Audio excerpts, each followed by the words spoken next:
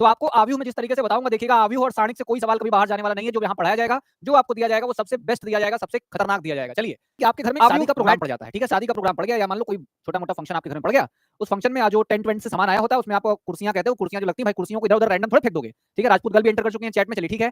हम लोग कुर्सियों को क्या इधर उधर फेंक देते हैं क्या? कुर्सियों को इधर उधर फेंकते नहीं है, कुर्सियों की व्यवस्था करते हैं, कुर्सियों को अरेंज करते हैं। अरेंज करने के लिए बोलोगे भाई सारी कुर्सी लाइन में लगाओ, सारी कुर्सी कुछ इधर लाइन में, कुछ इधर लाइन में, कुछ इधर लाइन में, सारी कुर्सी ऐसे ऐसे ऐसे सारी कुर्सी और इस तरीके से सारी कुर्सियां लाइन में लगा दो, कहते हो। हम लोग आज स्टार्ट करने वाले हैं क्लास 12th मैथ में आव्यूह का चैप्टर, जो कि हमारा तीसरा चैप्टर है सभी हिंदी माध्यम से पढ़ रहे बच्चों के लिए। ये एलएसआई हिंदी मीडियम एक वरदान की तरह साबित होगा, जिसमें हम अपने सारे चैप्टर्स को बारी बारी करके पढ़ते चले जाएंगे और बोर्ड एग्जाम 2026 की तैयारी बहुत ही ताबड़तोड़ तरीके से कंप्लीट करेंगे। चलिए चलिए, आकाश भी आ चुके हैं, आकाश भी आ चुके हैं, ठीक है। वैसे मेरे मेरे फोन वगैरह में तो वॉइस बिल्कुल क्लियर आ रही है, एक बार आप सभी देख लीजिए। चलिए चलिए, गुड आफ्टरनून, गुड आफ्टरनून सभी को, गुड आफ्टरनून। चलिए, बहुत ही ताबड़तोड़ तरीके से स्टार्ट करते हैं आज का सेशन। अपना सेशन बहुत दमदार होने वाला है, इसलिए सेशन को लगातार आप शेयर करते रहिए, दबा के लाइक करिए, ठोक के एकदम से, ठीक है। तो चलिए स्टार्ट करते हैं आज का सेशन। आव्यूह के साथ शुरू होगा। आव्यूह हमारे क्लास 12th मैथ्स का तीसरा चैप्टर है, और इस तीसरे चैप्टर में हमको आव्यूह के बारे में बहुत सारी चीजें पढ़नी है, डिटेल में पढ़नी है। तो आपको आव्यूह में जिस तरीके से बताऊंगा, देखिएगा आव्यूह और सारणिक से कोई सवाल कभी बाहर जाने वाला नहीं है। जो यहाँ पढ़ाया जाएगा, जो आपको दिया जाएगा वो सबसे बेस्ट दिया जाएगा, सबसे खतरनाक दिया जाएगा। चलिए, आव्यूह मैट्रिक्स मैं पहले क्लियरिफाई कर दूं कि बिहार बोर्ड से पढ़ने वाले बच्चे, यूपी बोर्ड से पढ़ने वाले बच्चे, चाहे राजस्थान से, चाहे एमपी से, चाहे छत्तीसगढ़ से, चाहे कल एक लड़का और था, कोई मुझे नाम तो भी क्लियर याद नहीं आ रहा, ठीक है, उत्तराखंड बोर्ड से हो, तब भी उनके लिए सारे के सारे कंटेंट वैलिड है, आप सभी पढ़ सकते हैं। कृष्णा की लाडली भी आ चुके हैं, ठीक है। हरे कृष्णा हरे कृष्णा। चलिए स्टार्ट करते हैं अपना आज का सेशन, जिसमें हम पढ़ने वाले हैं आव्यूह, अपना नया चैप्टर, चैप्टर नंबर 3। और स्टार्ट करते हैं आज की कहानी। सबसे पहली बात होगी आव्यूह की परिभाषा से। जिस तरह से ये हंस रहा है, मुस्कुरा रहा है, आप भी इसी तरीके से हंसिए और मुस्कुराइए। और हम स्टार्ट करने वाले हैं आव्यूह के बारे में। चलिए पढ़ते हैं क्या होता है आव्यूह, क्या होती है आव्यूह की परिभाषा, ठीक। चलिए चलिए चलिए चलिए स्टार्ट करते हैं, स्टार्ट करते हैं, बारी बारी से समझते चलिएगा क्या है आव्यूह, क्या है आव्यूह। आव्यूह के बारे में जो मैं बताऊंगा बहुत ही सॉलिड बताऊंगा, बहुत ही सॉलिड बताऊंगा।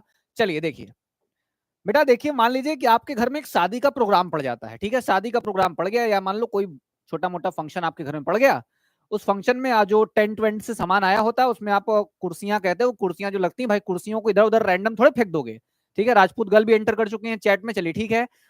हम लोग कुर्सियों को क्या इधर उधर फेंक देते हैं क्या? कुर्सियों को इधर उधर फेंकते नहीं है, कुर्सियों की व्यवस्था करते हैं, कुर्सियों को अरेंज करते हैं। अरेंज करने के लिए बोलोगे भाई सारी कुर्सी लाइन में लगाओ, सारी कुर्सी कुछ इधर लाइन में, कुछ इधर लाइन में, कुछ इधर लाइन में, सारी कुर्सी ऐसे ऐसे ऐसे सारी कुर्सी और इस तरीके से सारी कुर्सियां लाइन में लगा दो, कहते हो ना।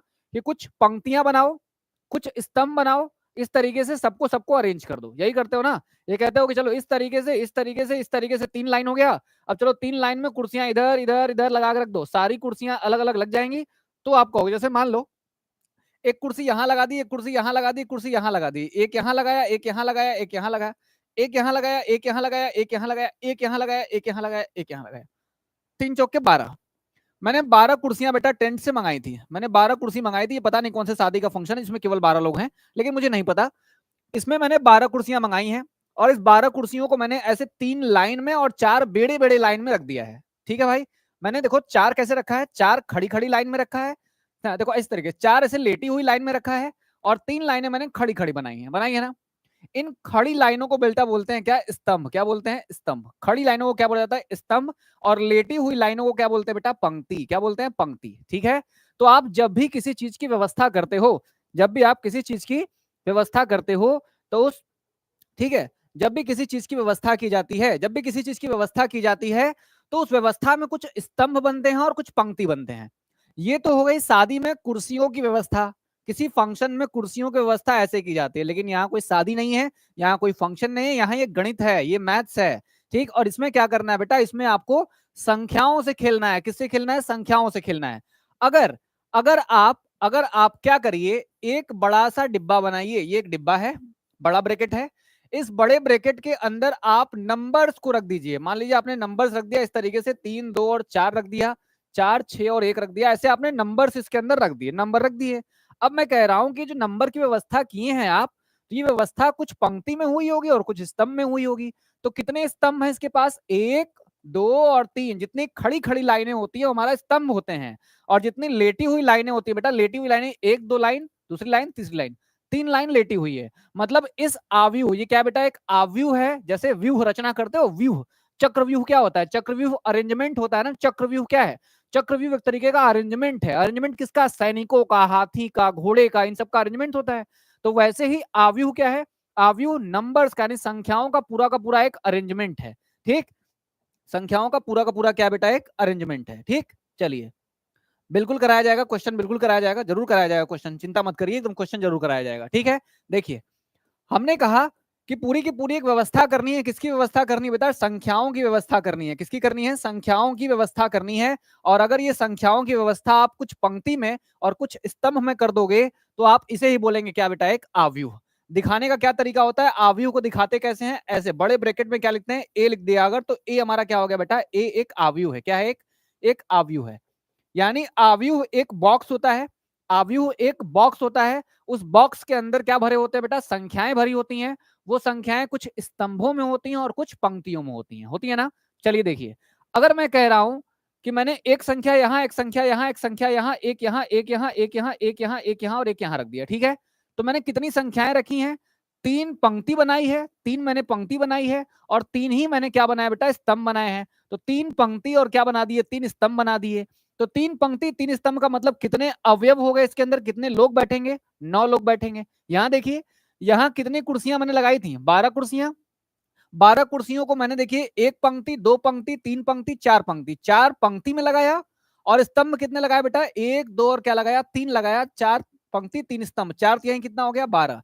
इसका मतलब कि जितना पंक्ति होगा और जितना स्तंभ होगा उनका गुणा कर दोगे तो कितने लोग बैठेंगे ये पता चल जाएगा। पता चल जाएगा।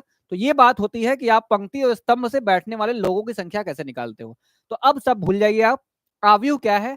आव्यूह संख्याओं का एक पूरा क्या है? व्यवस्था है। संख्याओं की एक क्या है? व्यवस्था है, जिसमें जो संख्याएं होती हैं उनको कुछ पंक्ति में और कुछ स्तंभ में क्या कर देते हैं? व्यवस्थित करके रख देते हैं। पूरे के पूरे स्ट्रक्चर को, पूरे के पूरी संरचना को हम क्या बोलते हैं? आव्यूह बोलते हैं। क्या बोलते हैं? आव्यूह बोलते हैं। ठीक है, चलिए चलिए, ठीक है, चलिए ठीक है, शुरू किया जाए आगे। अब देखा जाए आव्यूह की क्या परिभाषा है। इसको हटाऊं, इसको हटाऊं। चलिए अब आव्यूह की परिभाषा लिखते हैं। ठीक है, आव्यूह की क्या परिभाषा है? ठीक, आव्यूह की क्या परिभाषा है? आव्यूह की परिभाषा के लिए अगर मैं आपसे कहता हूं, यदि यदि कुछ संख्याओं को, यदि कुछ संख्याओं को यदि कुछ संख्याओं को कुछ पंक्ति तथा कुछ स्तंभों में, कुछ पंक्ति तथा कुछ स्तंभ में, या ऐसे लिखे स्तंभों में व्यवस्थित कर दिया जाए, व्यवस्थित कर दिया जाए, कर दिया जाए, कर दिया जाए, तो उसे आव्यूह कहा जाता है।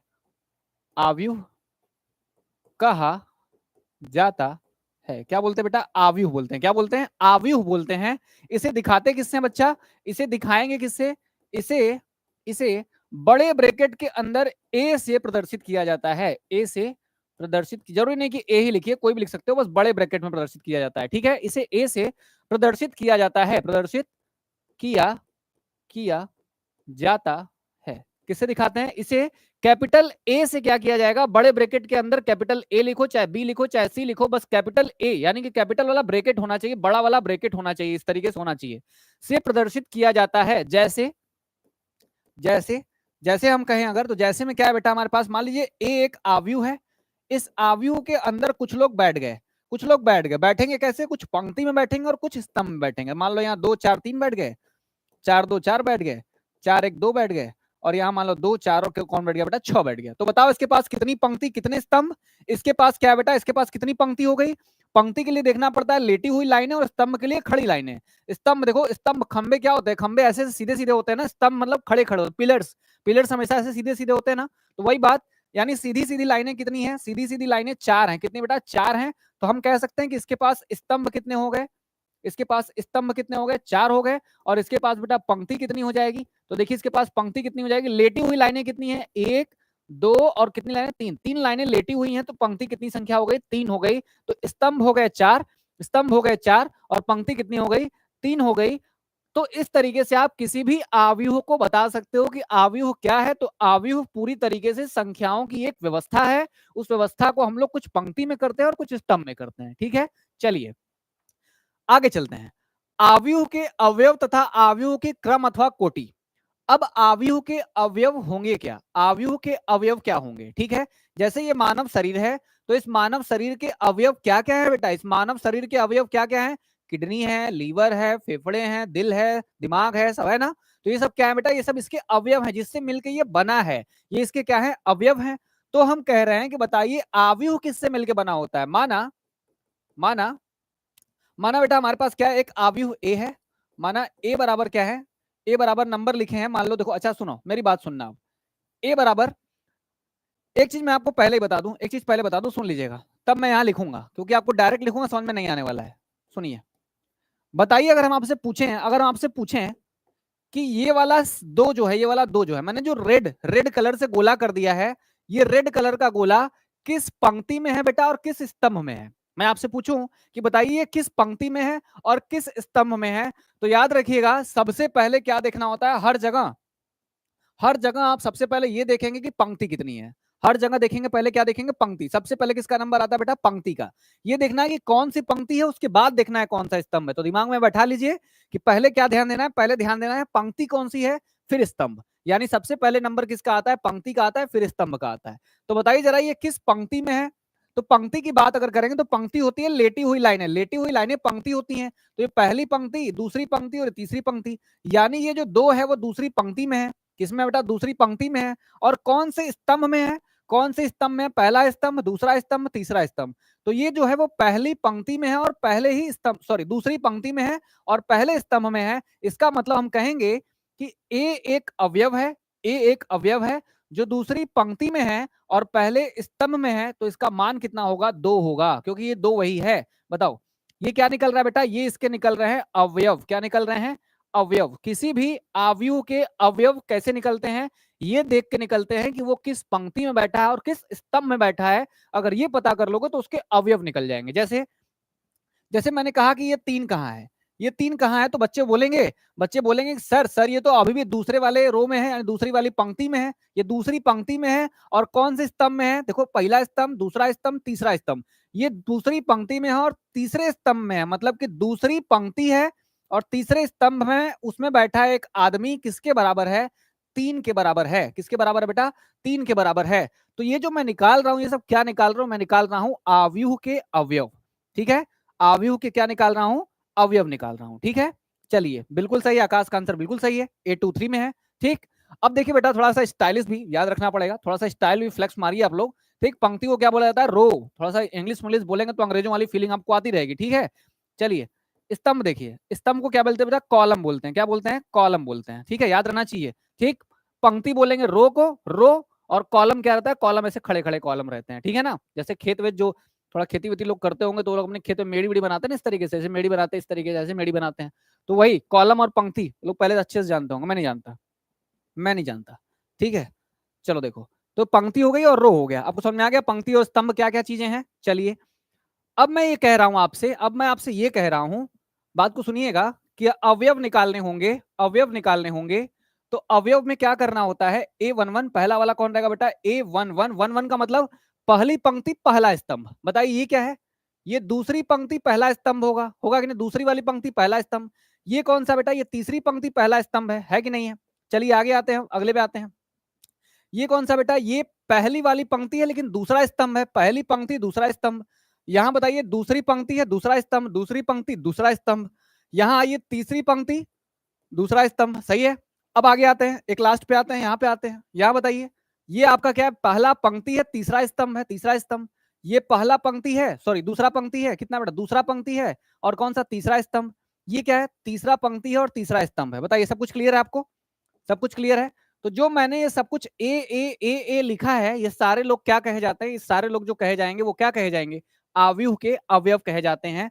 तो ए आई जे का मतलब क्या हो बेटा, आई क्या है हमारा, बताओ, आई किसको दिखाता है, आई कहता है कि हम क्या होते हैं बेटा, आई क्या होता है, आई कहता है कि हम पंक्ति हैं, आई कहता है क्या, हम पंक्ति हैं। और जे क्या बोलेगा, जे बोलेगा कि हम क्या है बेटा, स्तंभ है। ठीक है, एक होती है पंक्ति, एक होता है स्तंभ। अब ये कोई भी मान हो सकता है, जैसे मैंने निकाला ना अभी, A23 हो सकता है, A31 हो सकता है, और क्या हो सकता है बेटा, जैसे जैसे की बात अगर कर लें, यहां से जैसे की बात कर लें, तो बताओ यहाँ दो क्या है, दूसरी पंक्ति है, क्या बेटा, दूसरी पंक्ति है, तो सेकंड रो, बताओ सही है ना, सेकंड रो, दूसरी पंक्ति।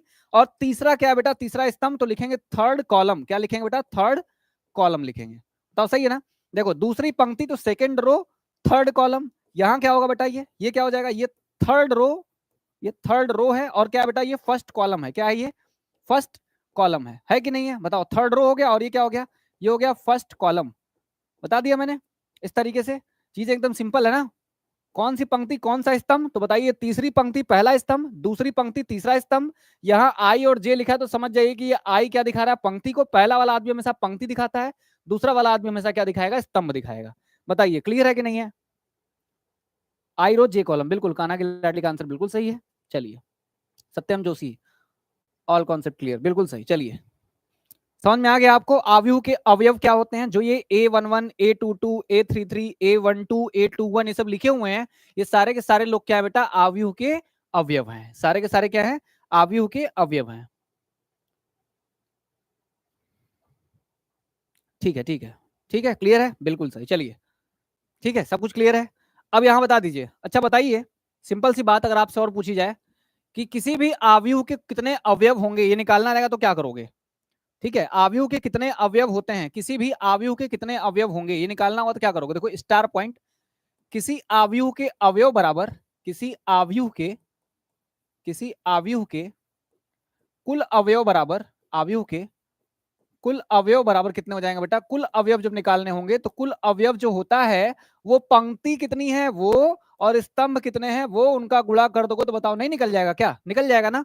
किसी भी आव्यूह के कुल अवयव अगर निकालने होंगे तो कितने लोग पंक्ति में है, कितने लोग स्तंभ में है, गुणा कर दोगे निकल जाएगा।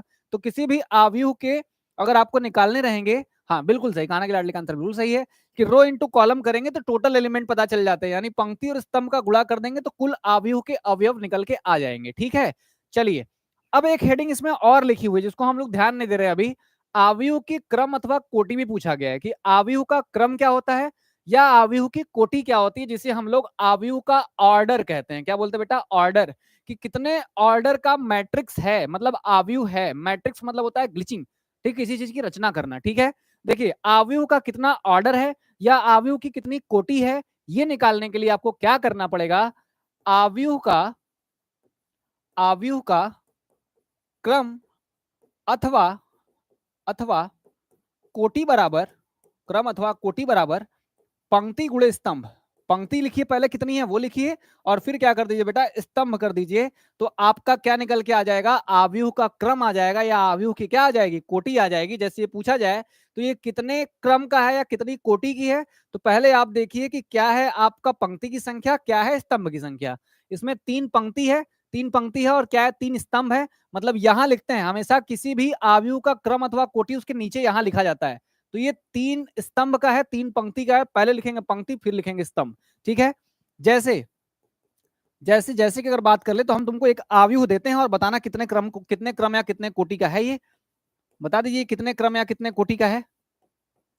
बताइए ये कितने क्रम या कितने कोटि का है, कैसे बता पाएंगे आप देखेंगे सबसे पहले क्या देखेंगे, इसका सबसे पहले देखेंगे इसमें पंक्ति कितनी है। तो एक लाइन ऐसे, एक कितनी पंक्ति है, बस दो लाइन, दो लाइन है, ऐसे ऐसे दो ही लाइन है, देखिए खड़ी खड़ी, एक लाइन, दो लाइन, तीन लाइन, चार लाइन, मतलब ये दो का क्या है हमारा आव्यूह है। क्या बेटा, ये 2/4 का हमारा आव्यूह है। बिल्कुल सही, आकाश का आंसर बिल्कुल सही, कान्हा की लाडली।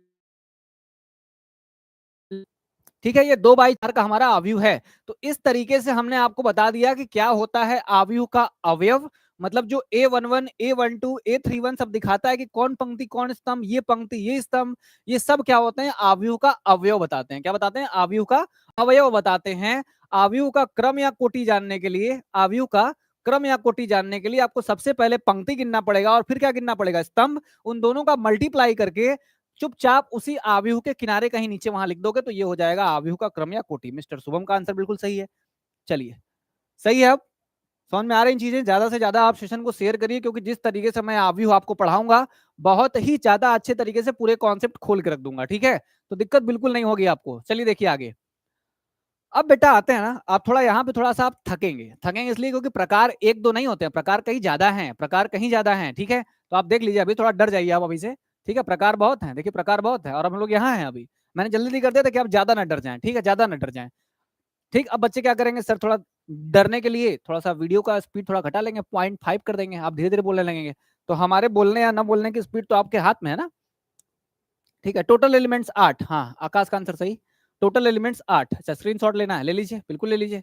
जैसा कि मैंने बताया था कि चीजें आपको टेलीग्राम से मिल जाती हैं शुभम, ठीक, टेलीग्राम से डेली ही चीजें मिल जा रही हैं। चलिए ठीक है, ये सही है।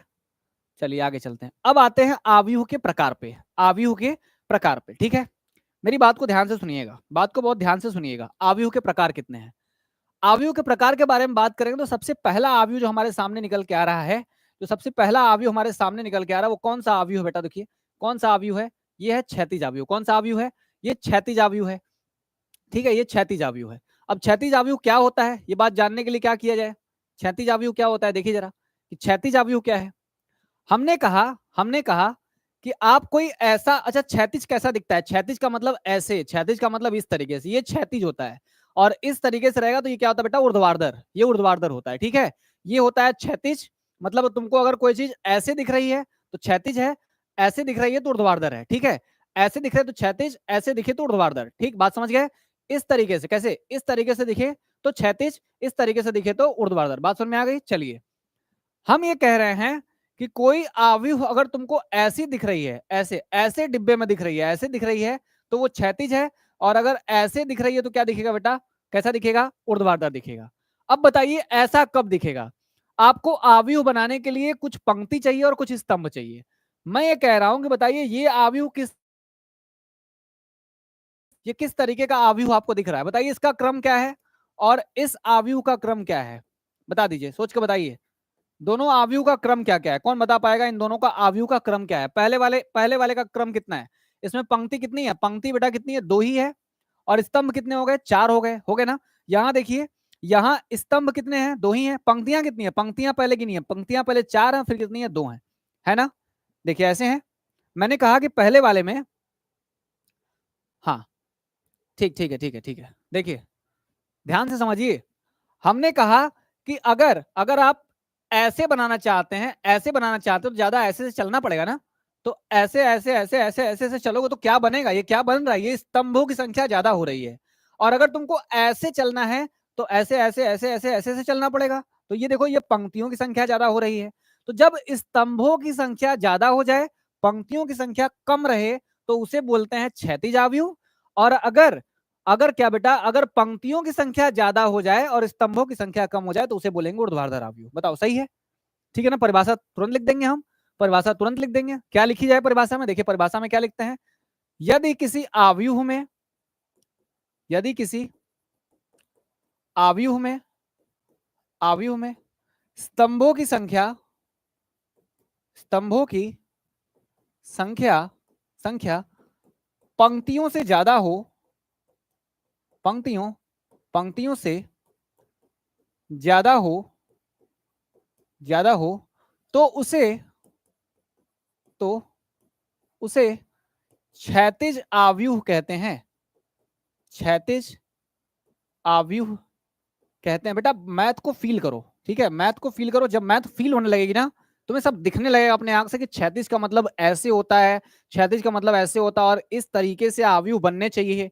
तो ऐसे ऐसे चलेंगे तो स्तंभों की संख्या तो ज्यादा हो जाएगी, पंक्तियां है ही नहीं, स्तंभों की संख्या ज्यादा हो जाएगी। तो स्तंभों की संख्या ज्यादा रहे, पंक्तियों की संख्या कम, तो वो क्या बन जाएगा, अपने आप क्षैतिज बन जाएगा। और इसकी अगर हमें एग्जाम्पल लिखना पड़े तो एग्जाम्पल की बात कर लेते हैं। एग्जाम्पल क्या बन जाएगा, एग्जाम्पल में मान लीजिए 2 हो गया, 3 हो गया, 1 हो गया, 2 हो गया, 4 हो गया, 6 हो गया, 7 हो गया, 8 हो गया, 5 हो गया और 9 हो गया। ठीक है, अब बता दीजिए ये कैसा दिख रहा है? ऐसा दिख रहा है ना, ऐसा दिख रहा है मतलब क्षैतिज, ऐसा दिखता है तो क्या होता है? ऊर्ध्वाधर। क्षैतिज दिख रहा है इसका मतलब देखिए यहाँ स्तंभ पंक्ति कितनी कितनी है, यहाँ पंक्ति तो 2 ही है, पंक्ति तो 2 ही है, स्तंभ कितने हो गए? 1 2 3 4 5, खटाखट खटाखट गिनेंगे 5 आएगा। ठीक है, तो यहाँ देखिए पंक्तियों की संख्या जो आई है वो कम है, पंक्ति कम हो गई, पंक्ति कम हो गई और स्तंभ क्या हो गए? ज्यादा हो गए। पंक्ति कम हो गई, स्तंभ ज्यादा हो गए, इसलिए हमने कहा ये आव्यूह कैसा है? क्षैतिज है। ठीक, अब देखिए इसी परिभाषा को उल्टा कर दिया जाए, ऊपर वाले परिभाषा की क्या कर दिया जाए? उल्टा कर दिया जाए। ऊपर वाले परिभाषा में स्तंभ की जगह पंक्ति, स्तंभ की जगह पंक्ति, इतना लिख रहा हूं तब तक तो मैं परिभाषा लिख दिया। तुम लोग सोचो क्या सर इतना लिख रहे हैं, परिभाषा में कंजूसी दिखा रहे हैं। ठीक है, चलो, यदि किसी आव्यूह में, यदि किसी आव्यूह में स्तंभों की संख्या, ऐसे लिखे पंक्तियों की संख्या, पंक्तियों की संख्या, पंक्तियों की संख्या स्तंभों की संख्या से कम हो, सॉरी क्या लिख दिया मैंने? पंक्तियों की संख्या स्तंभों की संख्या से ज्यादा हो ना, पंक्तियों की संख्या स्तंभों की संख्या से, स्तंभों की संख्या से ज्यादा हो, ज्यादा हो, तो उसे, तो उसे क्या बोलते हैं बेटा? उसे ऊर्ध्वाधर आव्यूह बोलते हैं। ऊर्ध्वाधर आव्यूह, आव्यूह कहा जाता है, कहा जाता है। क्या बोलेंगे? ऊर्ध्वाधर आव्यूह बोलेंगे। यदि किसी आव्यूह में पंक्तियों की संख्या, मतलब अब पंक्ति ज्यादा हो रही, पंक्ति ज्यादा होने का मतलब पंक्ति पंक्ति पंक्ति पंक्ति पंक्ति पंक्ति पंक्ति, इस तरीके से पंक्ति ज्यादा होती चली जा रही है, पंक्ति ज्यादा होती चली जाएगी तो ये अपने आप कैसा दिखेगा? तुमको ऊर्ध्वाधर दिखेगा, ऐसे खड़े खड़े में दिखेगा, दिखेगा ना ऊर्ध्वाधर। तो क्या हो जाएगा ये बताइए? एग्जाम्पल लिखें इसका, एग्जाम्पल, एग्जाम्पल लिखा जाए, एग्जाम्पल में क्या बन जाएगा? एग्जाम्पल बन जाएगा 2 4 3 2 1 4 6 5, बन गया, बन गया यहां तक। अब बता दीजिए इसका क्या है? आव्यूह का कोटि क्रम क्या है? कोटि क्रम में पहले पंक्ति लिखते हैं, कोटि क्रम में पहले क्या लिखेंगे? पहले पंक्ति लिखेंगे, तो पंक्ति हो गई 4, स्तंभ कितने हो गए? 2 ही हो गए, हो गए ना। तो यहाँ देखो, यहाँ क्या हो गया? यहाँ स्तंभ ज्यादा हो गए, सॉरी क्या हो गया? पंक्ति, पंक्ति ज्यादा हो गई, स्तंभ कम हो गए, मतलब यहाँ पे स्तंभ कम है, स्तंभ कम है और पंक्ति क्या बेटा? ज्यादा है, और पंक्ति क्या है? ज्यादा है, स्तंभ कम है, पंक्ति ज्यादा है, इसलिए हमने कहा, इसलिए हमने कहा कि यहाँ पे ये कौन सा आव्यूह बनेगा? तुम्हारा ऊर्ध्वाधर आव्यूह तुमको दिखेगा, ये ऊर्ध्वाधर आव्यूह दिखेगा। चलिए, अभिषेक कुमार नए स्टूडेंट आ चुके हैं आज। ठीक, अभिषेक कुमार नए स्टूडेंट आ चुके हैं। चलिए, ज्यादा से ज्यादा लोगों को आप बताइए, ज्यादा से ज्यादा लोगों तक शेयर करिए, ताकि हम लोग इन चीजों को बहुत दूर तक पहुंचा सकें, हम लोग इन चीजों को बहुत दूर तक पहुंचा सकें। आज गर्मी का लेवल कल से थोड़ा ज्यादा है। ठीक, आज गर्मी का लेवल कल से थोड़ा ज्यादा है। चलिए, पहले बताइए इन दोनों परिभाषाओं में आपको कोई दिक्कत तो नहीं होगी? आप लिख के आएंगे पेपर में सही सही एकदम, पेपर में एकदम सही सही लिख के आएंगे। अगर आपसे क्षैतिज और ऊर्ध्वाधर पूछेगा तो एग्जाम्पल। चलिए,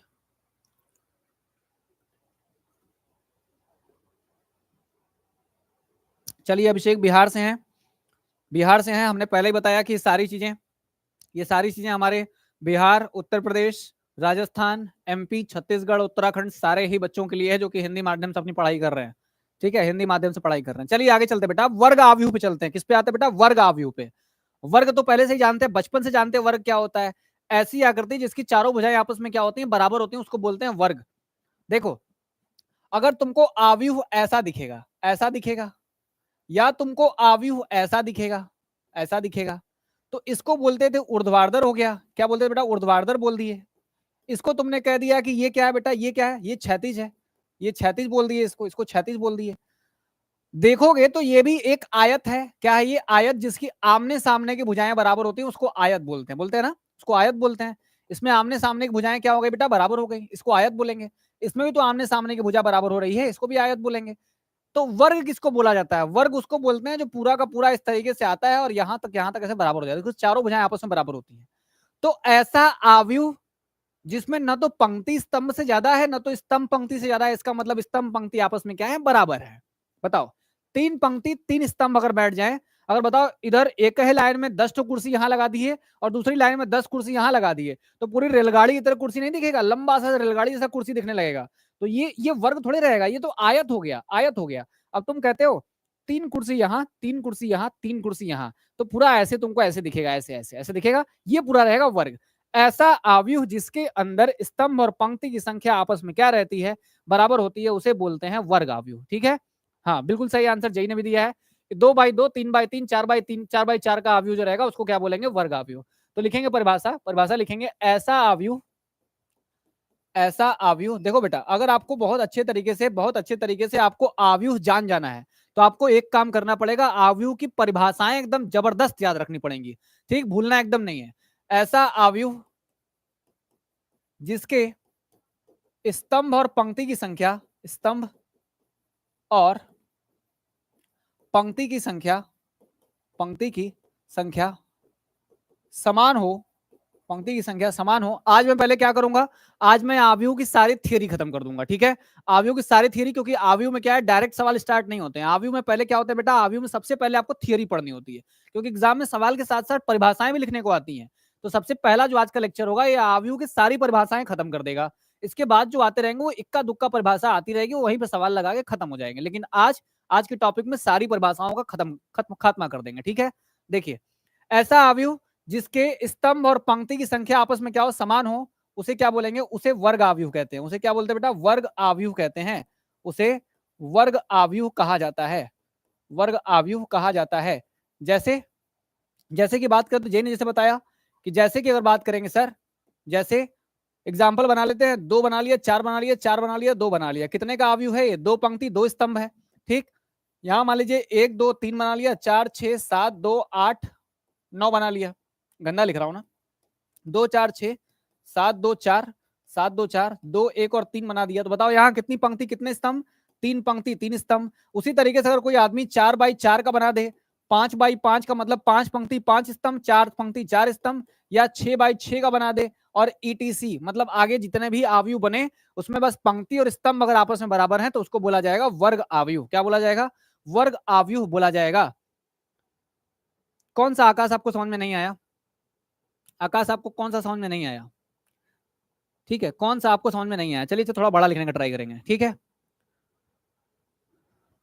देखिए आकाश, एक बार अभिषेक, अभिषेक है शायद, ठीक है, अभिषेक है, अभिषेक है, ठीक है, अभिषेक आपने कहा ठीक है, समझ में नहीं आ रही चीज। देखिए सुनिए, हमने ये कहा कि आपको एक डिब्बा बनाना है, इस डिब्बे में कुछ नंबर्स लिखने हैं, कुछ नंबर्स लिखने हैं। अगर वो नंबर्स जो आ रहे हैं, वो नंबर्स ऐसी खड़ी लाइनों में लिखे जाएंगे। देखो खड़ी खड़ी लाइन कितनी है, 3 है, लेटी लेटी लाइन कितनी है, 3 है। अगर मैं कहता हूं नंबर्स तुम ऐसे लिखते हो कि 2 4 6 और 2 7 लिख देते हो, तो यहां बताओ खड़ी लाइन कितनी है, यहाँ खड़ी खड़ी लाइन कितनी है, 2 है, लेटी लेटी लाइन कितनी है, 2 है ना। उसी तरीके से मैंने कहा कि अगर एक तरीके से बनाया जाए 4 6 7 2 4 3 2 1, ऐसे बना लो, 1 2 और 1 बना लो। ठीक है, अब बताओ खड़ी लाइन कितनी है, लेटी लाइन कितनी है। खड़ी लाइन देखो 4 हो गई अब, और लेटी हुई लाइनें कितनी हो बेटा, 3 हो गई ना। तो मैंने ये कहा कि बताइए इसमें से वर्ग कौन बनेगा, जिसमें खड़ी लाइनें और लेटी लाइनें बराबर बराबर है, मतलब स्तंभ और पंक्ति आपस में बराबर है। तो यहाँ पे 3 स्तंभ है, 3 पंक्ति है, तो आपस में बराबर है, मतलब ये आव्यूह कौन सा है, वर्ग आव्यूह है। ठीक है, यहाँ पे देखिए 2 स्तंभ है, 2 पंक्ति है, इसका मतलब ये भी क्या है बेटा, वर्ग आव्यूह है। लेकिन यहाँ देखिए, यहाँ खड़ी लाइनें 4 हो गई हैं, लेटी लाइनें 3 ही है, मतलब खड़ी लाइनें 4 होने का मतलब है कि स्तंभ हुए 4 और पंक्ति कितनी हो बेटा, 3 हुई। इसका मतलब इसका क्रम कितना होगा, 3/4 का होगा। जिसके पंक्ति और स्तंभ बराबर नहीं होंगे वो कभी भी वर्ग आव्यूह नहीं बनेगा। ठीक है, जिसके पंक्ति स्तंभ बराबर नहीं होंगे वो कभी वर्ग आव्यूह नहीं बनेगा। तो वर्ग आव्यूह केवल वो होता है जिसमें पंक्ति और स्तंभ आपस में क्या होते हैं, बराबर होते हैं। ठीक है, पंक्ति स्तंभ बराबर होते हैं। ठीक, समझने का प्रयास करिए अभिषेक, बस समझते रहिए, चीजें सब समझ में आएंगी। कोई इससे आसान चैप्टर नहीं है, मैथ्स बहुत डिफिकल्ट नहीं है, बस आपको पॉइंट टू पॉइंट और डेली अटेंड करने की जरूरत है। आप कभी भी छोड़ोगे बीच में तो फिर छूट जाती हैं चीजें। चलिए चलिए, आई होप कि आपको चीजें समझ में आ गई होंगी। आगे चला जाए, आप अगले अगले डिफिनीशन, अगली परिभाषा पे चले। देखिए क्या पूछा आपसे, अब पंक्ति आव्यूह क्या होती है, इसको हटा दूं, अब इसको हटा देता हूं। ठीक है, इसको हटा देता हूं। आपसे क्या पूछा गया, पंक्ति आव्यूह क्या होती है। तो पंक्ति का मतलब ऐसा आव्यूह जिसके अंदर केवल एक ही पंक्ति हो, ऐसा आव्यूह जिसके अंदर केवल एक ही पंक्ति हो उसे बोलते हैं क्या, पंक्ति आव्यूह। और आगे आएगा स्तंभ आव्यूह, तो ऐसा आव्यूह जिसके अंदर केवल एक स्तंभ हो उसे बोला जाएगा स्तंभ आव्यूह। नाम ही पंक्ति है, तो पंक्ति आव्यूह, एक पंक्ति वाला आव्यूह पंक्ति आव्यूह कहा जाता है, एक स्तंभ वाला आव्यूह स्तंभ आव्यूह कहा जाता है। ऐसा आव्यूह लिखेंगे, परिभाषा लिखेंगे, ऐसा आव्यूह, ऐसा नोट्स बनाते चलिएगा, ऐसा आव्यूह जिसमें केवल एक पंक्ति हो, केवल एक पंक्ति हो, केवल एक पंक्ति हो, उसे पंक्ति आव्यूह कहते हैं। क्या बोलते हैं बेटा? पंक्ति आव्यूह कहा जाता है। उसे क्या बोलते हैं? उसे हम कहते हैं पंक्ति आव्यूह। ठीक है, जैसे एग्जाम्पल अगर बनाए बेटा, एग्जाम्पल बनाए अगर, तो केवल एक पंक्ति होनी चाहिए। स्तंभ कितने भी हो हमके मतलब नहीं है, हमारे पास पंक्ति एक ही होनी चाहिए। मतलब ये देखो, बताओ कोई क्रम बता सकता है इसका? बता सकता है कोई इसका क्रम क्या होगा? बताइए, इसका कोई क्रम बता दे, बताइए कोई क्रम बता दे इसका। हाँ ठीक है जी, आंसर ठीक है। इसका आंसर बताइए, इसका हमें ऑर्डर बताइए, ऑर्डर मतलब इसका क्रम और कोटि बतानी है। इसका मुझे क्रम या कोटि चाहिए, कौन बता पाएगा इसका क्रम या कोटि? मुझे इसका क्रम या कोटि चाहिए। हाँ बिल्कुल सही आंसर आया है, बिल्कुल सही आंसर आया है, कान्हा की लाडली आकाश ने बिल्कुल सही आंसर दिया है। 1/5 का है, 1/5 का है, मतलब ये क्या है? एक ही पंक्ति है और 5 स्तंभ है, इसलिए ये कैसा आव्यूह हो गया? ये पूरा कैसा आव्यूह हो गया? पंक्ति, मतलब एक पंक्ति वाला आव्यूह, एक पंक्ति वाला आव्यूह क्या कहा जाता है? पंक्ति आव्यूह का।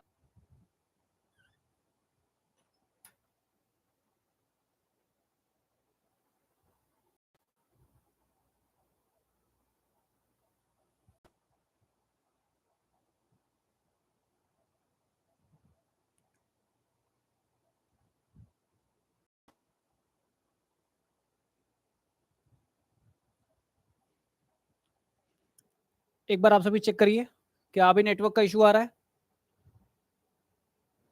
एक बार आप सब फिर से चेक कर लीजिए, क्या नेटवर्क का इशू अभी भी आ रहा है?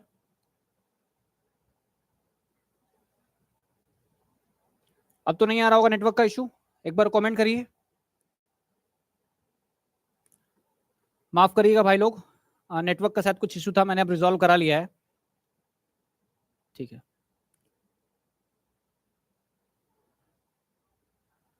हाँ ठीक है आकाश, अब नेटवर्क सही है, अब नेटवर्क बिल्कुल सही है।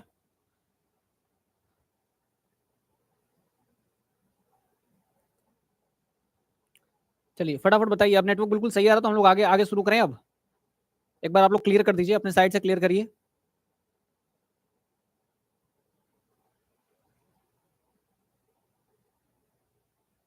चलिए ठीक है, ठीक है, ठीक है।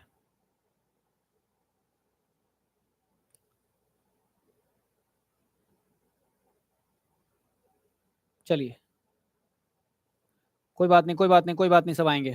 ठीक है, आएंगे आएंगे भाई, ठीक है, नेटवर्क है, सिस्टम है, ये सारी सुविधाएं अपने हाथ से परे हैं।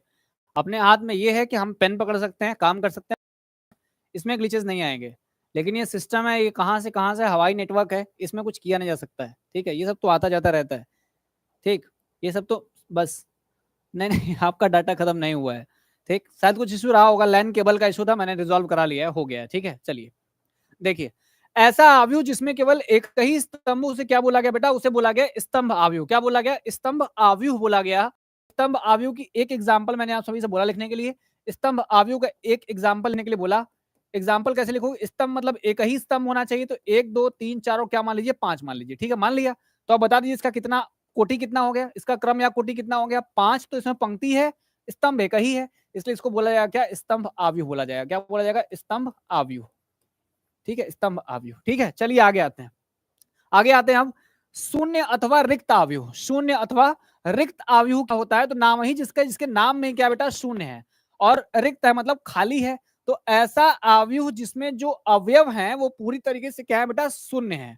ऐसा आव्यूह जिसके अंदर के जो अवयव है वो पूरी तरीके से क्या है बेटा? शून्य है, उसे क्या बोला जाएगा? उसे बोला जाएगा शून्य आव्यूह। क्या बोला जाएगा? शून्य आव्यूह। तो लिखेंगे ऐसा आव्यूह, ऐसा आव्यूह जिसके सभी अवयव शून्य हैं। ऐसा आव्यूह जिसके जिसके सभी अवयव, जिसके सभी अवयव शून्य हैं, शून्य है, उसे क्या बोला जाएगा? उसे उसे शून्य आव्यूह कहा जाता है। शून्य अथवा रिक्त आव्यूह कहा जाता है। रिक्त आव्यूह कहा जाता है? क्या बोला जाता है बेटा? रिक्त अवयव कहा जाता है। ठीक है, जैसे एग्जाम्पल की अगर हम बात करें तो इसका क्रम कोटि कितना भी हो, क्रम कोटि कितना भी हो, ठीक है, क्रम कोटि कितनी भी हो नहीं पता चलता हमें। देखिए अगर हमने कहा 0000000, ठीक है, चाहे एक बना दीजिए 000000000, चाहे एक बना दीजिए 0000, ठीक है, चाहे एक बना दीजिए 000, बस यही है। ठीक है, अब बताइए ये सारे के सारे ही अवयव क्या बेटा? रिक्त रिक्त है या फिर शून्य है? इसका क्रम कोटि कितना हो जाएगा? कितनी पंक्ति है इसमें? एक पंक्ति यहाँ, एक पंक्ति यहाँ, दो पंक्ति। स्तंभ कितने हैं? एक, दो और तीन है, तीन स्तंभ है। तो दो पंक्ति है और तीन स्तंभ है। ठीक, यहाँ तीन पंक्ति है, तीन स्तंभ है। यहाँ पे दो पंक्ति है, दो स्तंभ है। यहाँ पे एक ही पंक्ति है और तीन स्तंभ है। ठीक है, तो बताओ इसमें से पंक्ति अवयव कौन सा है? पहला, दूसरा, तीसरा की चौथा? इसमें से पंक्ति अवयव कौन सा होगा? पहला, दूसरा, तीसरा की चौथा? इसमें से पंक्ति अवयव कौन सा है? बता दो। चलिए चलिए, महनाज फातिमा भी आ गई हैं। Hello guys. हाँ, जिसके सभी एलिमेंट जीरो हो उसे क्या बोला जाता है? हाँ, जिसके सभी एलिमेंट जीरो हो उसे क्या बोला जाता है?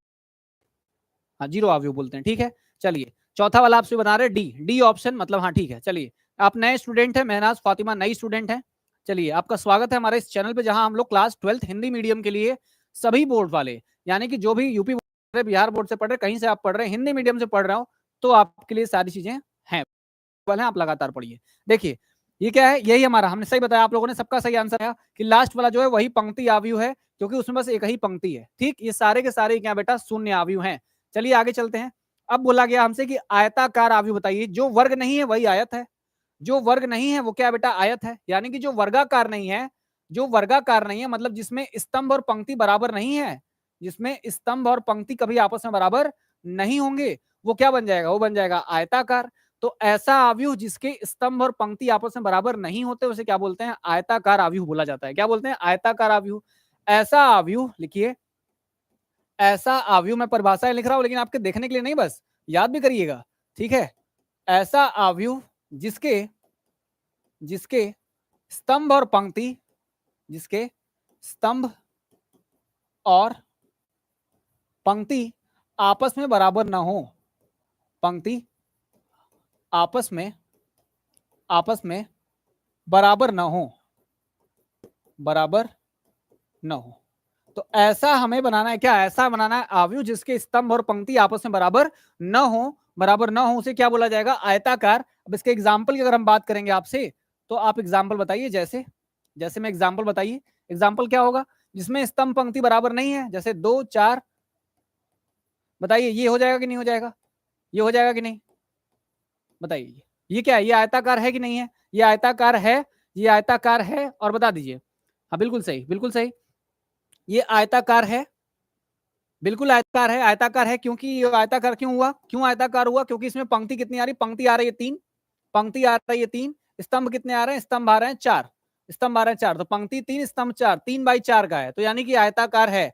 अच्छा बताइए, आयताकार होने के साथ साथ ये एक और तरीके का भी अवयव है। किस तरीके का है बता दीजिए। आपके पास यही सारे अवयव मैंने बताए हैं। ये आयताकार होने के साथ साथ एक और तरीके का अवयव है जो आपने भी पढ़ा है। कौन सा है? ये आयताकार होने के साथ साथ एक और तरीके का भी है जो आपने भी पढ़ लिया है कुछ देर पहले तक। बताइए कौन सा है? कौन बता सकता है? ये आयताकार होने के साथ साथ पीछे पड़े गए कौन सा एक अवयव की तरह दिख रहा है?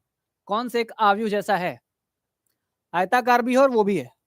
ठीक है, क्षैतिज, बिल्कुल सही। छो, हाँ हाँ सही है, सही है, सही है। 6 6 6, 3 × 2, 2 × 3, सही है। ठीक है, ठीक, रो, ठीक है ना। लेकिन रो खाली नहीं होगा आकाश, आकाश रो मैट्रिक्स नहीं बोल सकते। रो मैट्रिक्स उसको बोलते हैं जिसमें केवल एक पंक्ति होती है, जिसमें केवल एक ही पंक्ति होती है। इसमें पंक्ति की संख्या कितनी? पंक्ति इसमें 3 है। इसलिए कान्हा की लाडली जो है उनका आवाज उनका आंसर एकदम सही है। उनका आंसर एकदम सही है, यानी कि क्षैतिज अवयव। कैसा है? क्षैतिज है बेटा। कैसा दिख रहा है? ऐसा दिख रहा है ना। जब भी ऐसा दिखेगा तो आप बोलेंगे वर्गाकार, सॉरी वर्गाकार नहीं, ऊर्ध्वाधर है। और अगर ऐसा दिख रहा है तो ये क्षैतिज है। ये क्या है बेटा? ये क्षैतिज भी है, ये क्षैतिज भी है। ठीक है ना, जो क्षैतिज है वो आयताकार जरूर होता है। ठीक है, अच्छा बताइए, अच्छा बताइए, इसी का एक एग्जाम्पल और भी लिख सकते थे। एक एग्जाम्पल और बन सकता है किसका? आयताकार का, जिसमें पंक्ति स्तंभ बराबर ना हो। इसी को पलट दीजिए, तो अगर मैं ऐसे कर दूं तो बताइए ये आयताकार है कि नहीं है? ये आयताकार है कि नहीं है? बताइए ये आयताकार है। आयताकार है तो इसका कितना होगा क्रम कोटि? इसकी क्रम कोटि कितनी है? ये आयताकार है, इसकी क्रम कोटि कितनी होगी? आयताकार तो है, आयताकार तो है, इसकी क्रम कोटि कितनी होगी? ये आयताकार है, इसकी क्रम कोटि की बात अगर हम करें, ये आयताकार है, इसकी क्रम कोटि कितना होगा बेटा? पंक्ति हो गया 4 और ये कितना हो गया? 3 हो गया, हो गया। अब हमें क्या दिख रहा है? देखो ऐसा नहीं दिख रहा है, ऐसा नहीं दिख रहा है, ये ऐसा दिख रहा है। अगर ऐसा दिखेगा तो हम क्या बोलते थे? ऊर्ध्वाधर बोलते थे। क्या बेटे? ऊर्ध्वाधर। ये क्या है? ऊर्ध्वाधर आव्यूह है। क्या है ये? ऊर्ध्वाधर आव्यूह है। ठीक है, ऊर्ध्वाधर भी है। मतलब कि जो आयताकार है वो क्षैतिज और ऊर्ध्वाधर तो होता ही होता है। ठीक है, क्षैतिज और ऊर्ध्वाधर भी होता है। हाँ ठीक है, ये बात ये बिल्कुल सही है। ठीक है, कि जितने भी आव्यूह होते हैं, मैं बातें बताऊंगा अभी। ठीक है, मैं बातें बताऊंगा जब मैं आगे आपको इकाई पढ़ाऊंगा, अदिश पढ़ाऊंगा, सदिश पढ़ाऊंगा, तो बताऊंगा आपको कि जितने भी क्षैतिज होते हैं।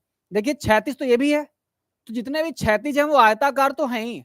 तो आयताकार तो ये भी है, लेकिन ये क्षैतिज है क्या? नहीं है ना, नहीं है। तो जितने भी क्षैतिज होते हैं, जितने भी क्षैतिज होंगे, जितने भी क्षैतिज होंगे वो आयताकार अवश्य होंगे।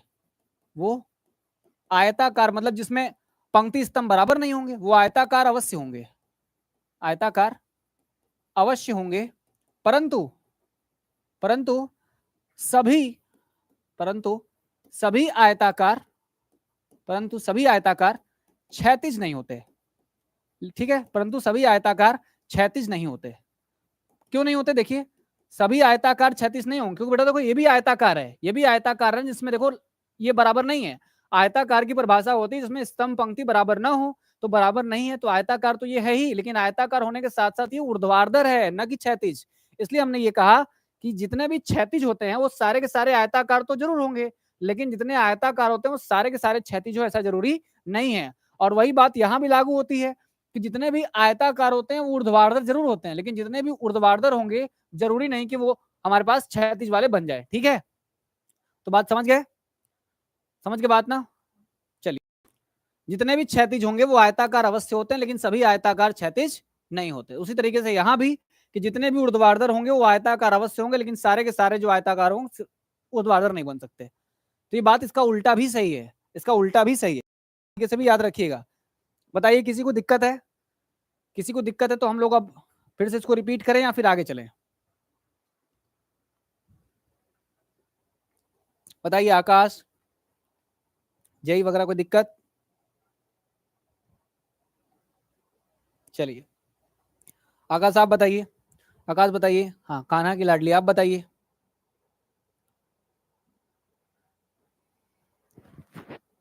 बताइए। चलिए ठीक है, क्लियर है। अगला चला जाए, अब अगला चला जाए। इकाई अथवा तत्समक आव्यूह, इकाई अथवा तत्समक आव्यूह। इकाई अथवा तत्समक, इकाई का मतलब बेटा हमेशा याद रखिए, इकाई का मतलब होता है एक, इकाई का मतलब क्या होता है? एक। ठीक है, तत्समक का मतलब होता है खुद की पहचान, इसकी खुद की पहचान होती है, इसकी खुद की क्या होती है बेटा? पहचान होती है, इसकी खुद की पहचान होती है। मतलब मैंने तत्समक फलन जब पढ़ाया था, जब मैंने तत्समक फलन पढ़ाया था, तत्समक फलन, तो मैंने आपको बताया था कि एक ऐसा फलन होता है जो अगर किसी वस्तु को अपने अंदर लेता है या किसी अवयव को अपने अंदर लेता है तो बिना परिवर्तन किए बाहर निकाल देता है, उसे बोलते हैं तत्समक। तो बताइए जरा, क्या आपके पास कोई एक ऐसा अवयव है जिसको अगर किसी अवयव से गुणा किया जाए तो उसमें बदलाव ना करे, वही लाके दे? कौन सा ऐसा नंबर होता है जिसको गुणा करने से कोई प्रभाव नहीं पड़ता है? 10 को किसी से गुणा करना है और 10 ही लाना है, तो क्या चूज करोगे? क्या गुणा करोगे आप? एक से गुणा करोगे, एक से गुणा करोगे, ठीक है ना? एक से गुणा करोगे। हमने कहा कि जब भी आप किसी भी नंबर को बदलना नहीं चाहते हैं, वही लाना चाहते हैं, तो आप एक से गुणा करते हैं। इकाई का मतलब भी कितना होता है? एक होता है। इकाई का मतलब भी क्या होता है बेटा? एक होता है। तो अब हम आपको ये बताने जा रहे हैं, तो आपको ये बताने जा रहे हैं कि इसकी परिभाषा कैसे लिखेंगे। ऐसा आव्यूह, ठीक है, ऐसा आव्यूह जिसके, हम एक बात करते हैं, चलिए इकाई के बारे में अभी थोड़ी देर बाद आते हैं। ठीक है, इकाई के बारे में अभी थोड़ी देर बाद आते हैं, पहले हम लोग विकर्ण आव्यूह पढ़ते हैं। इकाई की अभी हम लिखेंगे, इकाई के बारे में लिखेंगे, लेकिन पहले विकर्ण के बारे में पढ़ते हैं। विकर्ण क्या है? देखिए, विकर्ण आव्यूह पढ़ने के लिए हमेशा वर्ग आव्यूह की बात करनी पड़ेगी। ठीक है, ऐसा वर्ग आव्यूह, ठीक है। विकर्ण आव्यूह क्या होगा?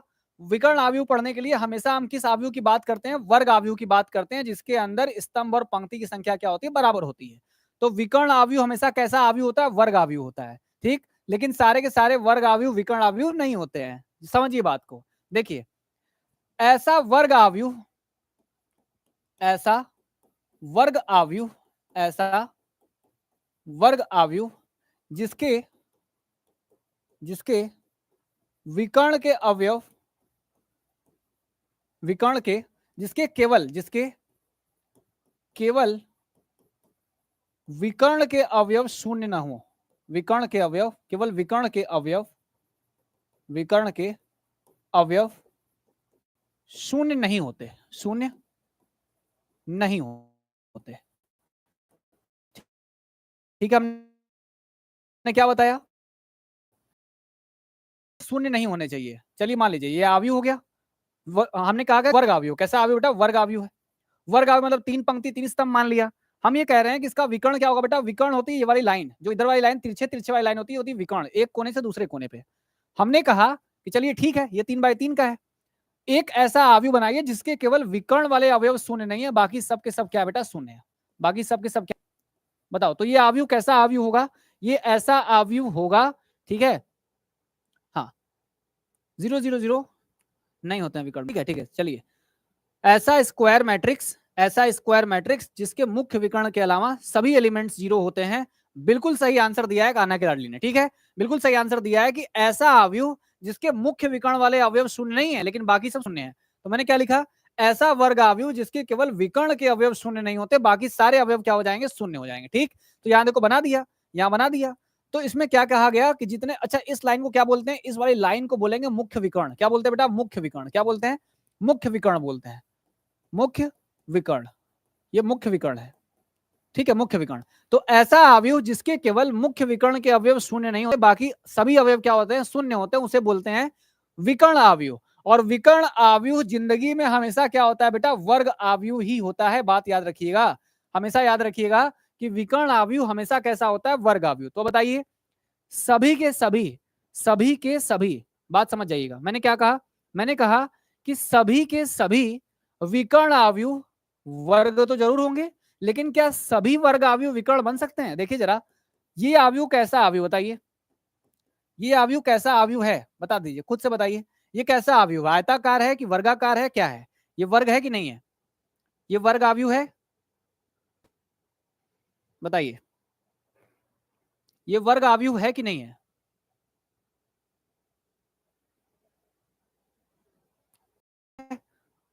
ठीक है ना, ये वर्ग आव्यूह है। हमने कहा कि ये वर्ग आव्यूह है। अब बताइए, क्या ये विकर्ण है कि नहीं है? आपने कहा वर्ग तो है, विकर्ण है कि नहीं है?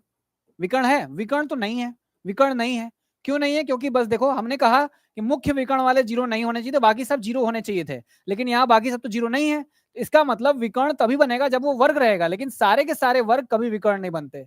इसका मतलब ये हुआ, लिखेंगे हम कि जितने भी हमारे पास विकर्ण आव्यूह होते हैं वो सारे के सारे वर्ग आव्यूह होते हैं। लिखिए, जितने भी विकर्ण आव्यूह होंगे, यहाँ लिखिएगा, यहाँ लिखेंगे सभी, सभी, सभी विकर्ण आव्यूह, सभी विकर्ण आव्यूह, सभी विकर्ण आव्यूह वर्ग आव्यूह होते हैं, वर्ग आव्यूह होते हैं। परंतु, परंतु सभी वर्ग आव्यूह, सभी वर्ग आव्यूह, सभी वर्ग आव्यूह विकर्ण नहीं होते, सभी वर्ग आव्यूह विकर्ण नहीं होते। बात समझ में आ गई कि नहीं आ गई? जितने भी विकर्ण आव्यूह होंगे सारे के सारे वर्ग जरूर होंगे, जितने भी विकर्ण आव्यूह होंगे वो सारे के सारे वर्ग आव्यूह जरूर होंगे, लेकिन जितने भी वर्ग होते हैं सभी के सभी वर्ग वो कभी विकर्ण नहीं होंगे। ठीक है,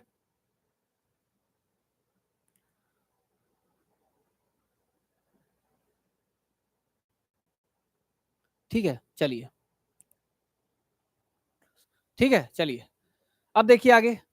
अब आते हैं अदिश आव्यूह पे। किस पे आते हैं बेटा? अदिश आव्यूह पे। ठीक, अदिश पे आ जाए या पहले चलें? आपको बता दे पिछला वाला, अब पिछला बता दें, इकाई वाला। देखिए, इकाई या तत्समक आव्यूह क्या होता है? इकाई या तत्समक आव्यूह क्या होता है? तो ये क्या होता है बेटा? ये एक ऐसा विकर्ण आव्यूह होता है, ऐसा विकर्ण आव्यूह, ऐसा विकर्ण आव्यूह, ऐसा विकर्ण आव्यूह जिसके मुख्य विकर्ण के अवयव मुख्य विकर्ण के मुख्य विकर्ण के अवयव एक होते हैं, एक होते हैं। क्या हो जाएंगे बेटा? एक हो जाएंगे। जैसे जैसे अगर बात की जाए, जैसे देखा जाए तो जैसे बताइए क्या हो जाएगा? जैसे में क्या होगा? हमने बनाया ए, एक आव्यूह बनाया, इस आव्यूह में क्या किया? मुख्य विकर्ण पे लोग बैठे थे, उनको मैंने क्या बना दिया बेटा? 0 0 0 इधर बना दिया, बाकी सबको क्या कर दिया? एक एक और एक कर दिया। कितने ऑर्डर का हो गया? 3x3 का हो गया। मान लीजिए मैंने एक बी बनाया और यहां लिखा 2, सॉरी यहां लिख दिया ऐसे 1 0, सॉरी 1 लिखा, 1 लिखा, 0 लिखा, 0 लिखा। तो देखो मुख्य विकर्ण कौन है? मुख्य विकर्ण यही है, 1 और 1 हो गया। सी एक मैट्रिक्स लिखते हैं इस तरीके से, आव्यूह लिख दिया, एक लिख दिया, एक लिख दिया, एक लिख दिया और एक लिख दिया। बाकी सबको क्या कर दिया बेटा? 0 0 0 0 0 0 0 0 कर देते हैं, 0 0 और 0 कर देते हैं। बताइए देखिए ये कितने कितने का है? ये 4 बाई कितने का हो गया? 4 का हो गया। ये 4 बाई 4 का हो गया। तो मैंने ए बनाया, बी बनाया, सी बनाया, यहां मुख्य विकर्ण के अवयव क्या कर दिए? एक कर दिए।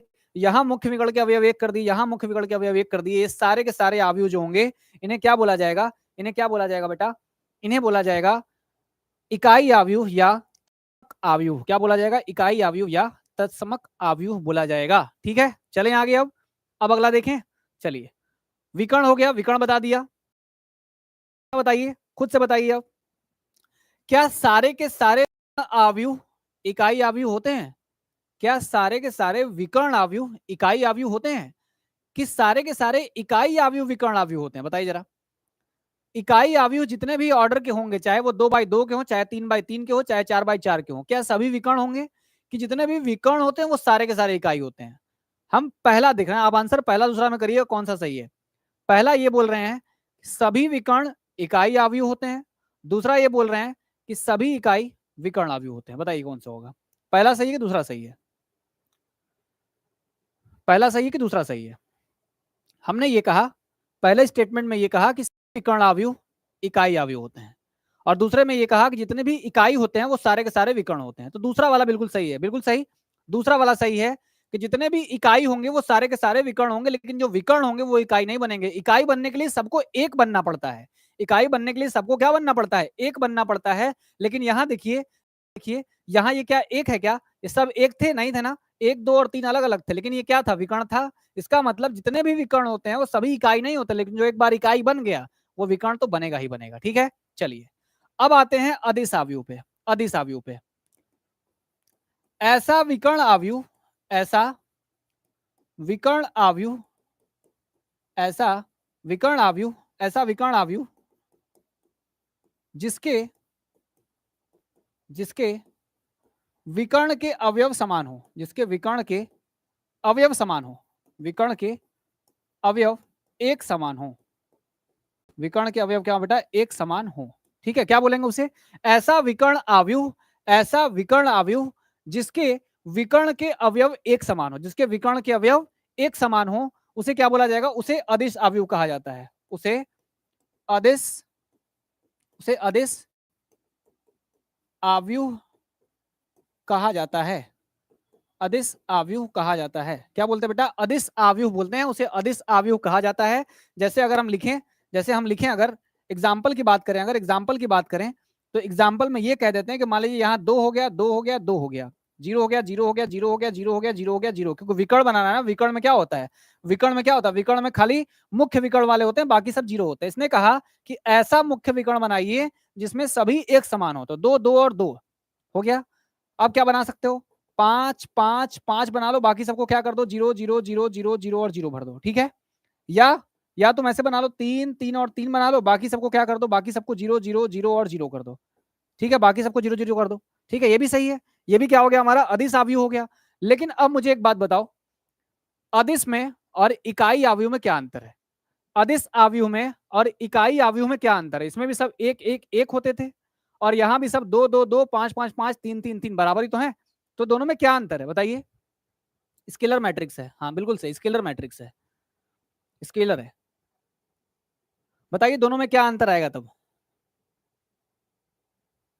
दोनों में क्या अंतर आया? दोनों में अंतर ये आया, अंतर ये आया कि जितने भी अदिश होते हैं, जितने भी अदिश होते हैं वो कभी भी, देखिए जितने भी इकाई होंगे, जितने भी इकाई होंगे वो हमेशा अदिश होते हैं। जितने भी इकाई होते हैं वो हमेशा क्या होते हैं बेटा, अदिश होते हैं। यहाँ लिख देता हूं मैं, देखिए जितने भी इकाई होंगे, ऐसे लिखे सभी इकाई,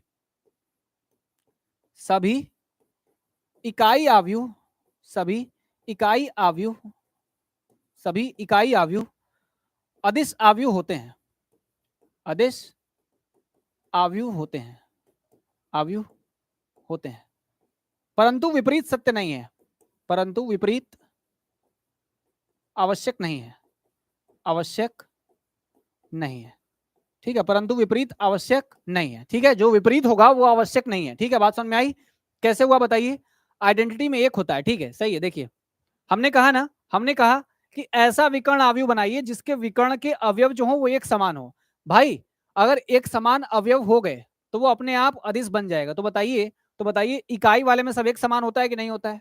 इकाई वाले में सब एक समान होता है कि नहीं होता है? होता है। इसका मतलब ये अपने आप अदिश बन जाएगा। लेकिन अदिश में 5 5 और 5 भी हो सकता है, इकाई में खाली एक होता है। इसका मतलब बड़ा कौन हुआ? ज्यादा लोगों को अपने अंदर कौन ले सकता है? अदिश ले सकता है कि इकाई ले सकता है? अदिश ले सकता है। इसका मतलब जितने भी इकाई होते हैं वो सारे के सारे अदिश तो होते हैं, लेकिन कोई अदिश अगर 5 5 5 का हो गया तो वो कभी इकाई नहीं बन पाएगा। इसका मतलब सभी के सभी अदिश आव्यूह इकाई आव्यूह होते हैं, लेकिन सभी अदिश आव्यूह उस तरीके से इकाई नहीं बन पाएंगे। उल्टा बोल दिया क्या मैंने? मैंने उल्टा तो नहीं ना बोला?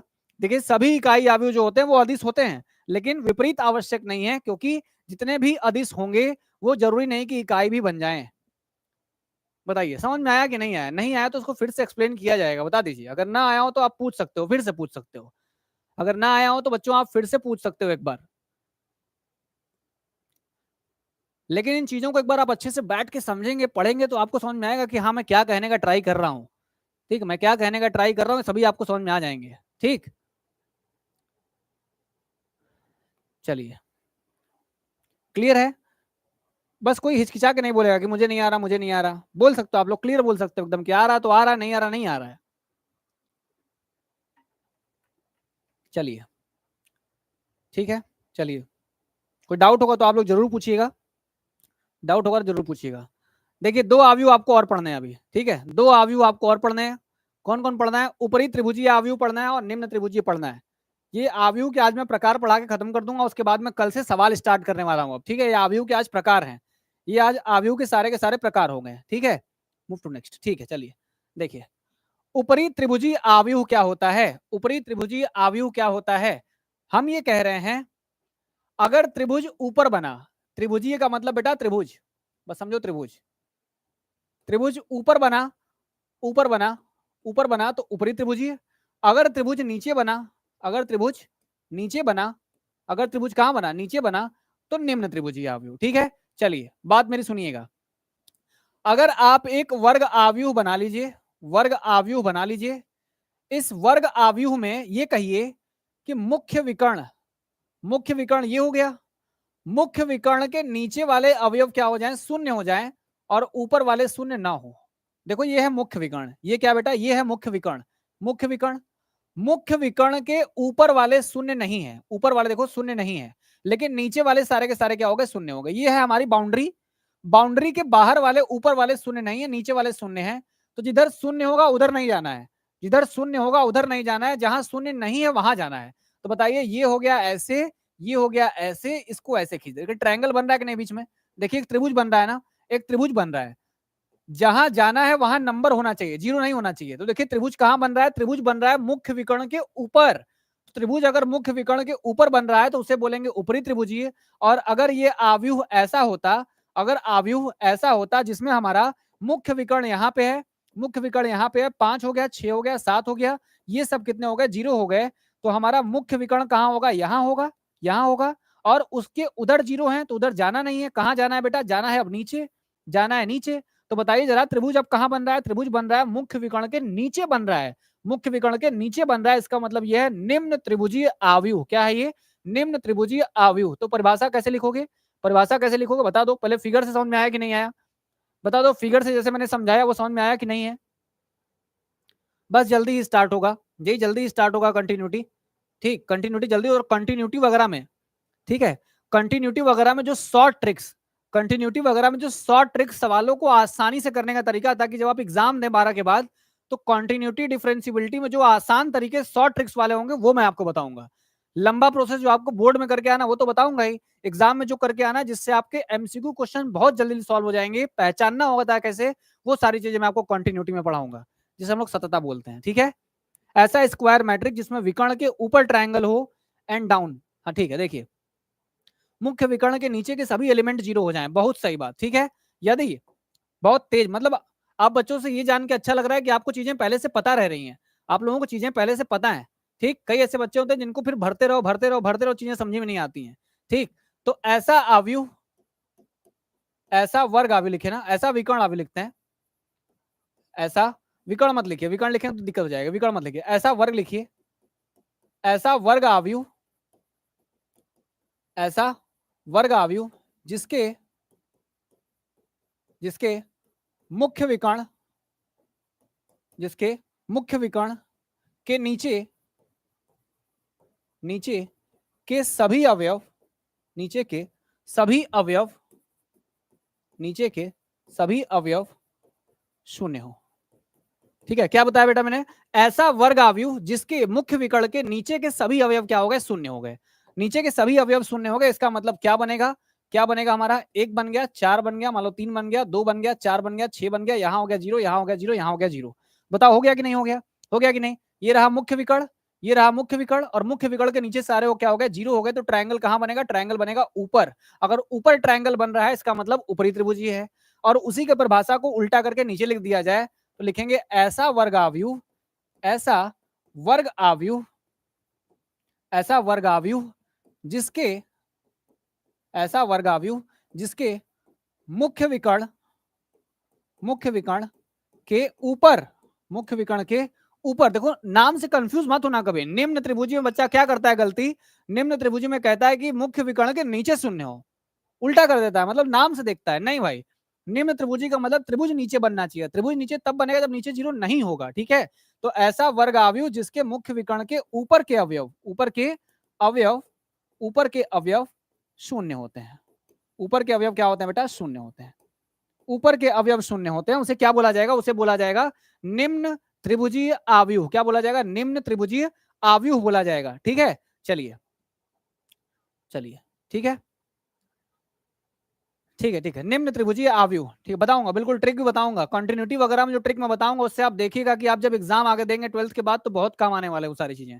ठीक, ऐसा वर्ग आव्यूह जिसके मुख्य विकर्ण के ऊपर के अवयव क्या होते हैं बेटा, शून्य होते हैं। इसका मतलब ये एग्जाम्पल लिखा जाए, अगर एग्जाम्पल लिखा जाए तो एग्जाम्पल में क्या करना है, मुख्य विकर्ण के ऊपर 0 करना है।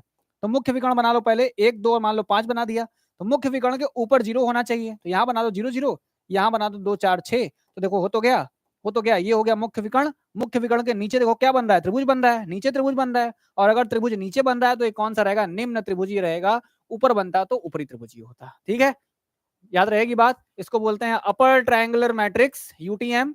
इसको बोलते हैं लोअर ट्रायंगुलर मैट्रिक्स, यानी कि एलटीएम। ठीक है, केटीएम नहीं, कोई भी केटीएम नहीं है यहाँ पे। ठीक, चलिए, आपको बात समझ में आ गई, बात समझ में आ गई। चलिए, हाँ एलिफेंट के तीत जैसा है, बिल्कुल सही। चलिए जाइए, आपको मैथ्स पढ़ना अच्छा लग रहा है, गारंटी है बेटा, गारंटी है इस बार की आप लोग के इस तरीके से हिस्से में कोई सवाल आने नहीं दूंगा जो आप लोगों की पकड़ से बाहर निकल जाए और एग्जाम में देख के लगे यार ये तो मतलब साल भर में मैंने ये सवाल देखा नहीं है। ऐसा नहीं होगा, आप रिवीजन नहीं करोगे, आप नहीं पढ़ोगे तभी वो सवाल आपसे चूक सकता है। अदरवाइज इसकी पूरी गारंटी कि पूरा सिलेबस कवर करने के बाद जब मैं आपकी प्रैक्टिस सीरीज स्टार्ट करूंगा, पूरी सीरीज किसी बैच के नाम से स्टार्ट किया जाएगा, वो बैच हम लोग को अंत तक लेके जाएगा, बैच हम लोग को अंत तक लेके जाएगा। और उस बैच से पढ़ने वाला हर एक बच्चा देखिएगा, वो बैच बिल्कुल फ्री ऑफ कॉस्ट होगा। दिमाग मत लेके आना कि यूट्यूब पे होगा, बिल्कुल फ्री ऑफ कॉस्ट होगा। उस बैच से पढ़ने वाला हर एक बच्चा, बिल्कुल सिलेबस कवर करना है, प्रैक्टिस सीरीज से हम लोग एक बैच लेके आएंगे। उस बैच में पढ़ने वाला हर एक बच्चा 2026 के बोर्ड एग्जाम में आने वाले क्वेश्चन पेपर में ये देखेगा कि प्रश्न जो आए गए वो तो क्लास में पढ़ाए हुए आए गए या उसी के सिमिलर आए हुए हैं। ठीक, चलिए, सूर्यांश आज आप लेट हो गए, सूर्यांश आज आप लेट हो गए, क्लासेस 12:30 बजे से चल रही हैं। शायद आपने टेलीग्राम ग्रुप ज्वाइन नहीं किया, मैंने कहा ना कि नोटिफिकेशंस वगैरह आपको टेलीग्राम पे पहले मिल जाते हैं, और पोस्टिंग जो मैंने पोस्टर दिया था आपको सबसे पहले ही दे देता हूँ, रात में ही पोस्टर शेयर मैंने किया हुआ है। ठीक, चलिए शुभम, आपको भी बहुत बहुत धन्यवाद, आपका चीजें आपको समझ में आ रही हैं तो ये हमारे लिए बहुत अच्छी बात है। ठीक है, चलिए अब देखिए बच्चों आप सभी बहुत थक गए होगे अब, ठीक है, बहुत थक गए। 1 घंटे 13 मिनट 15 मिनट के आसपास लेक्चर जा रहा है और मैंने सारी परिभाषाएं खत्म कर दी हैं। परिभाषा खत्म कर दी है तो आप सभी के लिए खुश होने वाली बात है कि भला अवयव के प्रकार खत्म तो हुए, भला खत्म तो हुए, ठीक है। तो ये प्रकार खत्म हो गए, ताली बजा लीजिए कि ये प्रकार खत्म हो गए। प्रकार आपको इतने ही याद रखने हैं, इतने ही याद रखने हैं। आगे जो भी प्रकार आएंगे